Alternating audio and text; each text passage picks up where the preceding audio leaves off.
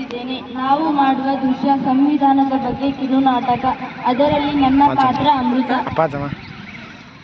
ನನ್ನ ಹೆಸರು ಹೊನ್ನಮ್ಮ. ನಾನು 8ನೇ ತರಗತಿಯಲ್ಲಿ ಓದುತ್ತಿದ್ದೇನೆ. ಅದರಲ್ಲಿ ನನ್ನ ಪಾತ್ರ ನನ್ನ ಹೆಸರು ನಾನು ಮಾಡುವ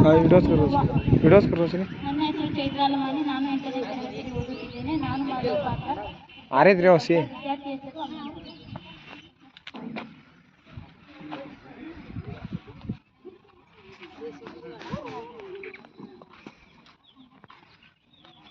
ಯವ್ವ ನಮ್ಮ ಬಸ್ಸು ಬಾಕಿ ಶಾಲ್ಯಾಗ ಏನ ಫಂಕ್ಷನ್ ಐತಲ್ಲ ನಿಲ್ಲವಕ್ಕ. ಗಂಗವ್ವ ಏನ ಫಂಕ್ಷನ್ ಬಾರ್ವಾ ಅಮೃತ. ಏನ್ವಾ ನಿಮ್ಮ ಶಾಲೆಗೆ ಏನ್ ಫಂಕ್ಷನ್ ಐತಿ ಇವತ್ತ? ಗೊತ್ತಿಲ್ಲೇನ್ರಿ, ಇವತ್ತು ಜನವರಿ 26 ಐತಿ. ಅದಕ್ಕೆ ಧ್ವಜ ಹಾರಿಸ್ತಾರ ಶಾಲಾಗ. ಯಾಕ ಯವ್ವ ಧ್ವಜ ಹಾರಿಸ್ತಾರ ಶಾಲ್ಯಾಗ? ಇವತ್ತು ಗಣರಾಜ್ಯೋತ್ಸವ ದಿನ ಐತಿ, ಅದಕ್ಕೆ ಧ್ವಜ ಹಾರಿಸ್ತಾರ ಶಾಲ್ಯಾಗ. ಹೌದಾ? ಗಣರಾಜ್ಯೋತ್ಸವ ದಿನ ಅಂದ್ರೆ ಏನು? ಇವತ್ತಿನ ದಿನ ನಮ್ಮ ಸಂವಿಧಾನ ಜಾರಿಗೆ ಬಂದ 76 ವರ್ಷ ಕಳೆದೈತಿ. ಅದಕ್ಕೆ 70 ವರ್ಷ ಯಾವಾಗ ಜಾರಿಗೆ ಬಂತು? 1950 ಜನವರಿ 26 ಜಾರಿಗೆ ಬಂತು. ನಮ್ಮ ಸಂವಿಧಾನ ಅಂದ್ರೆ ಏನು? ಸಂವಿಧಾನ ಅಂದ್ರೆ ಒಂದು ದೇಶದ ಮೂಲಭೂತ ಕಾನೂನು. ಅದರ ಮೂಲಕವೇ ದೇಶವನ್ನು ಮುನ್ನಡೆಸಲಾಗುತ್ತದೆ. ಹೌದಾ? ಸಂವಿಧಾನ ಯಾವಾಗ ದೇಶ ಯಾವಾಗ ನಡೀತಾವ?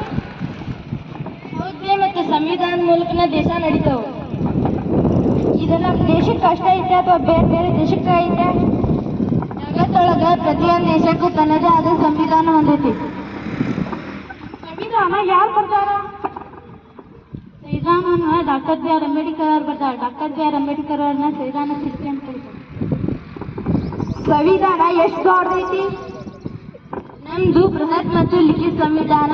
ಇದರಲ್ಲಿ 25 ಭಾಗಗಳು, 12 ಅನುಚ್ಛೇದಗಳಿದ್ದಾವೆ, 470ಕ್ಕೂ ಹೆಚ್ಚು ವಿಧಿಗಳಿವೆ.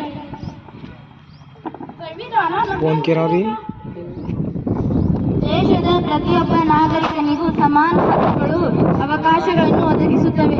ದೀನ ದುರ್ಬಲರಿಗೆ, ಹಿಂದುಳಿದ ವರ್ಗದವರಿಗೆ ಸವಲತ್ತುಗಳನ್ನು ಕೊಡುತ್ತೆ. ಹೌದಾ? ಇಷ್ಟೆಲ್ಲಾ ಸವಲತ್ತು ಇದೆ ನಮಗ.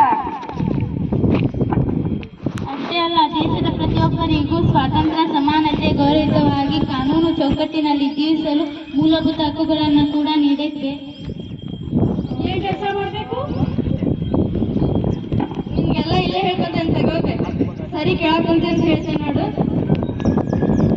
ರಾಷ್ಟ್ರಗೀತೆ, ರಾಷ್ಟ್ರಧ್ವಜ ಇವನ್ನೆಲ್ಲ ಗೌರವಿಸಬೇಕು. ಭಾರತೀಯರಾದ ನಾವೆಲ್ಲರೂ ಸಹೋದರರು ಎಂಬ ಭಾವನೆ, ಸಾರ್ವಜನಿಕ ಆಸ್ತಿಯನ್ನು ರಕ್ಷಿಸಬೇಕು.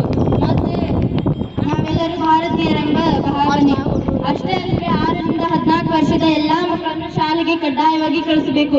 ಇಷ್ಟೇ ಅಲ್ಲದೆ ಹೀಗೆ 11 ಪ್ರಮುಖ ಕರ್ತವ್ಯಗಳನ್ನು ಸಂವಿಧಾನ ನಮಗೆ ಕೊಟ್ಟೈತಿ. ಧನ್ಯವಾದಗಳು.